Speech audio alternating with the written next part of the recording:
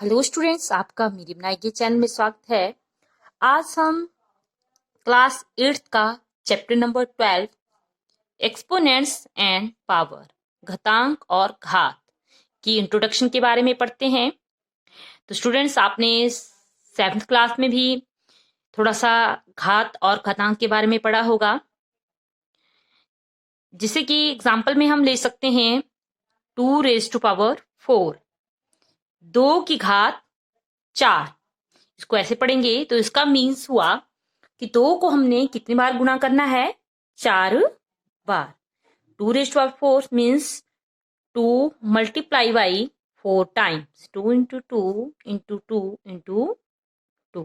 देखिए 4 टाइम्स हो गया, 1 2 3 एंड 4। अब इसको मल्टीप्लाई करते हैं और देखते हैं क्या आंसर आता है। 2 2 जा 4, 4 2 जा 8 एंड 8 2 जा 16। तो स्टूडेंट्स, इसका आंसर जो है 16 आ गया है। इसको हम ऐसे लिख सकते हैं। अब इसमें आपको पता होना चाहिए बेस, जिसे कि आधार कहते हैं, वो क्या है? 2। ये जो नीचे लिखा गया है वो बेस होता है, आधार, और जो ऊपर लिखा गया है उसको हम एक्सपोनेंट या घातांक भी कहते हैं, वो है 4। तो स्टूडेंट्स, इसमें जो हमने एग्जाम्पल लिया, यहाँ पर जो घातांक है या घात है वो पॉजिटिव है, धनात्मक है। हमारे पास अगर इस तरह से क्वेश्चन आता है 2⁻⁻⁴, तो यहाँ पर आधार बेस 2 है एंड एक्सपोनेंट दैट इज -4। तो जो घातांक है वो -4 है। ठीक है, तो इस तरह से क्वेश्चनों को हम कैसे करेंगे? यहाँ पर माइनस में होगी नंबर, तो हम इसको 1 अपॉन करके लिख सकते हैं। अगर आपने इसको ऐसे लिख दिया तो ये जो -4 है वो +4 में कन्वर्ट हो जाएगा। इसको सॉल्व करते हैं। अब यहाँ पर सेम, जैसे कि ये था 2⁴, तो ये भी 2⁴, 2 की घात 4 बन गया है। तो 2 को 4 बार गुना करिए ऐसे, और इसको सॉल्व करने के उपरांत हमारे पास आता है 16। ये हमारा एग्जाम्पल सॉल्व हो गया। अब हमने देख लिया कि किस तरह से ये जो घातांक वाले क्वेश्चन होते हैं, एक्सपोनेंट वाले क्वेश्चन को हमने कैसे सॉल्व करना है। अब इसके कुछ नियम हैं। आइए घातांक के नियम के बारे में अब पढ़ते हैं, लॉ ऑफ एक्सपोनेंट। तो स्टूडेंट्स, पहला जो लॉ है उसमें हमारे पास आता है a⁻m इंटू a⁻n, या हम कह सकते हैं a की घात m गुणा a की घात n। अब हम यहाँ पर देख सकते हैं ये जो बेस हैं, आधार हैं, ये सेम है। ठीक है, और बीच में किसका साइन है? गुणा का, मीन्स मल्टीप्लाई का।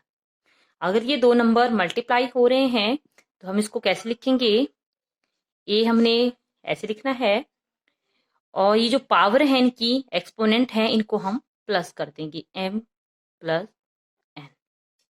तो इस तरह से हमारा ये फर्स्ट नेम बना, a⁻m into a⁻n equal to a⁻m + n। हम एग्जाम्पल में लेते हैं, इससे आपको और समझने में इजी हो जाएगा। जैसे कि हमारे पास आता है 2⁻³ है, गुणा कर दिया 2⁻⁻7।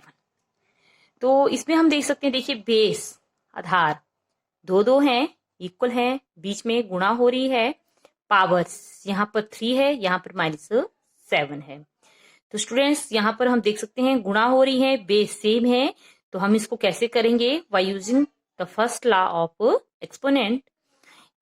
जैसे ए हमने यहाँ पर एक बार लिखा है, तो यहाँ पर ए जो है वो 2 है, हमने इसको एक बार लिखना है, और ऊपर इनकी जो पावर है इनको हमने प्लस कर देना है। ठीक है, इस तरह से। ठीक है, तो ये प्लस है। अब हम लिख सकते हैं इसको प्लस गुणा माइनस, क्या बन जाता है? माइनस। ठीक है, तो अब हम इसको लिख सकते हैं 3 - 7। तो 3 - 7 -4 होते हैं, क्योंकि एक प्लस का है एक माइनस का है, तो माइनस हो जाएगी, और बड़ी जो संख्या है उसका नंबर का चिन्ह लग जाएगा। तो इसका जो आंसर ये आ गया। अगर इसको हमने थोड़ा सा सॉल्व करना है तो हम इसको ऐसे करके भी लिख सकते थे, इतना भी छोड़ देते हैं तब भी ठीक है। तो स्टूडेंट्स इसमें हमने देखा अगर मल्टीप्लाई हो रही है, बेस सेम है, तो आपने पावर ऐड कर देनी है और 2 को हमने एक बार लिखना है और इस तरह से इसका आंसर आ जाएगा। ठीक है, अब इसका सेकंड नियम चलता है, लॉ ऑफ एक्सपोनेंट, घातांक का दूसरा नियम क्या है। इसमें हम देख सकते हैं a raise to power m divide by a raise to power n, या कह सकते हैं a की घात m भाग a की घात n। तो स्टूडेंट्स यहाँ पर बेस सेम है, डिवाइड हो रही है, तो हम पावरों को क्या करेंगे, माइनस कर देंगे। इसको हम ऐसे भी लिख सकते हैं, भाग को इस तरह से लिखना है ऐसे। अब हम देख सकते हैं यहाँ पर बेस सेम है, तो हमने एक बार लिखना है इसको a, और इनकी जो पावर है इनको हमने माइनस कर देना है। इस तरह से इसका जो आंसर आएगा वो आएगा a raise to power m minus 1। आपने सिंपली याद रखना है, अगर मल्टीप्लाई हो रही है तो घातों को जोड़ दीजिए, अगर भाग हो रही है तो घातों को माइनस कर दीजिए। ठीक है, इस तरह से ये इसका नियम बन गया। एक एग्जांपल सॉल्व करते हैं ताकि आपको और ज्यादा पता चल जाए इस तरह से क्वेश्चनों को हमने कैसे करना है।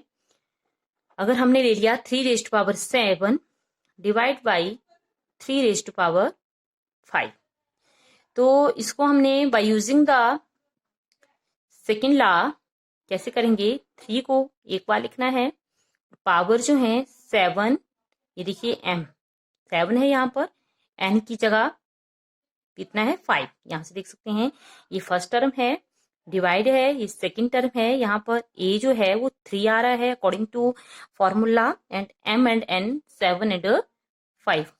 तो जब हम इस फार्मूले को यूज करेंगे, डिवाइड हो रही है तो माइनस कर देना है, तो 7 में से 5 गया 2, तो हमारे पास आ गया 3 रेज टू पावर 2। तो अब इसका मीन्स हुआ 3 को 2 बार गुणा किया और 3 3 जा 9। तो इस तरह से सेकेंड लॉ जो है वो हमने सॉल्व कर दिया है।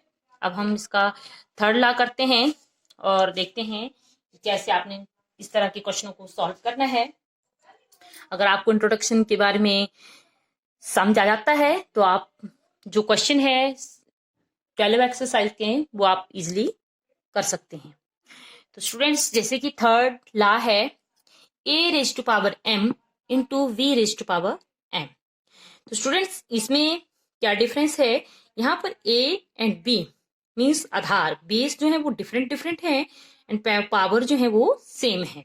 तो इस तरह के क्वेश्चनों को हम कैसे सॉल्व करेंगे, आपने क्या करना है, फार्मूला याद रखना है। सबसे पहले a को गुणा करना है b के साथ और पावर जो है वो m है वो हमने ऐसे लगा देनी है। जैसे कि एग्जांपल में ले लेते हैं 3 raise to power 7 into 5 raise to power 7। तो इस तरह का क्वेश्चन आता है तो हमने क्या करना है, 3 इंटू 5 जो बीच में है उनको मल्टीप्लाई करना है, पावर सेम है तो इसको हमने ऐसे लिख दिया। अब 3 5 जा 15 और उसकी पावर आ गई 7। तो इस तरह से ये इसका आंसर हो गया। अगर आपने इसको आगे भी सॉल्व करना है तो कर सकते हैं। तो इसका मीन्स हुआ 15 को 7 टाइम्स मल्टीप्लाई करना है और जो सॉल्व करके आएगा वो भी इसका आंसर है। अगर आप इतना भी करते हैं तब भी सही है। अब हम फोर्थ लॉ ऑफ एक्सपोनेंट करते हैं, घातांक का चौथे नियम। इसके अकॉर्डिंग यहाँ पर a raise to power m divide by b raise to power m। तो स्टूडेंट्स यहाँ पर डिवाइड हो रहा है और यहाँ पर मल्टीप्लाई हो रहा था, तो हमने a और b को मल्टीप्लाई किया और इसमें हमने a को b के साथ डिवाइड करना है और यहाँ पर पावर ऐसे लिख देनी है। जैसे कि एग्जांपल में लेते हैं, आपको और इजी पता चल जाएगा। जैसे हमने मान लीजिए यहाँ लिख दिया 10 raise to power 3 divide by 5 raise to power 3। अगर इस तरह से हमारे पास क्वेश्चन आता है जिसमें पावरें सेम हैं और a और b डिफरेंट डिफरेंट है, बेस अलग अलग हैं, तो हम क्या करेंगे, बेस को बेस के साथ डिवाइड करेंगे और पावर को हम एक बार लिख देंगे। जैसे कि 10 को 5 के साथ अगर डिवाइड करते हैं तो हमारे पास आता है 2 और 2 की पावर 3 कि 5 2 जा 10 एंड 2 रेज़्ड टू पावर 3। अब स्टूडेंट्स इसको हम 3 बार लिखेंगे 2 को, तो 2 इंटू 2 इंटू 2 और हमारे पास आ गया 2 2 जा 4 4 2 जा 8 आंसर। अब इस तरह से इसके 4 नियम होंगे। अब इसका एक नियम बचता है, उसको भी सॉल्व करते हैं। जिसे कि एक नियम है a raised to power m ओ रेज़्ड टू पावर n। तो इस तरह का अगर क्वेश्चन आता है तो आपने क्या करना है, जो एक्सपोनेंट है, पावर है, उनको मल्टीप्लाई कर देना है m गुणा n करके। ठीक है, जिससे कि एग्जांपल में हम ले लेते हैं 3 रेज़्ड टू पावर -2 है और होल पावर 5 है। तो इस तरह के क्वेश्चन को हम क्या करेंगे, 3 हमने एक बार लिखना है और पावरों को गुणा कर देंगे। ठीक है, अब हमने ये माइनस है, इसके साथ कोई चिन्ह नहीं है तो ये प्लस का होगा। Plus into minus minus and 5 2 जा 10। तो इसका आंसर आ गया 3 रेज़्ड टू पावर -10। अगर इसको आगे भी आप सॉल्व करना चाहते हैं तो इसको हम कैसे लिखेंगे, 1/3 रेज़्ड टू पावर 10।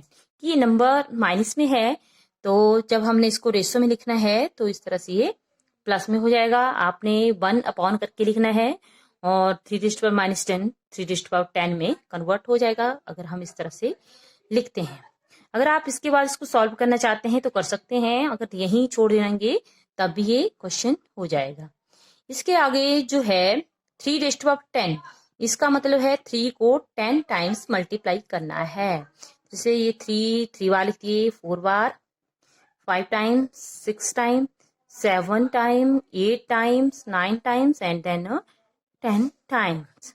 अगर हम इसको मल्टीप्लाई करते हैं सबको और जितना आंसर आता है उसके अकॉर्डिंग भी इसको सॉल्व कर सकते हैं।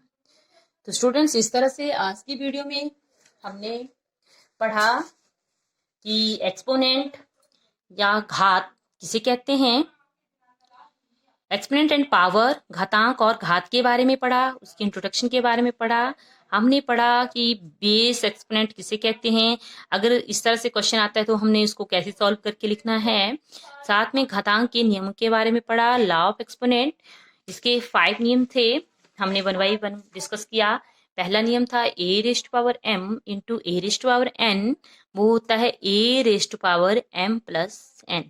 सेकंड पढ़ा a raised to power m divide by a raised to power n, वो होता है a raised to power m minus n।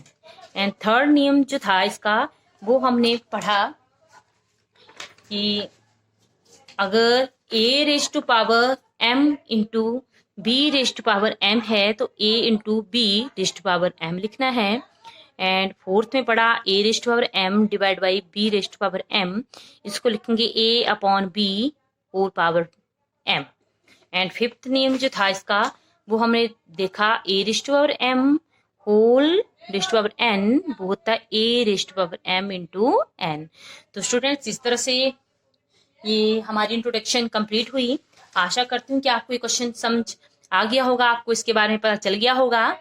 इसके जो क्वेश्चन है 12 एक्सरसाइज के, वो हम नेक्स्ट वीडियो में देखते हैं। तब तक के लिए बाय, जय हिंद, जय भारत।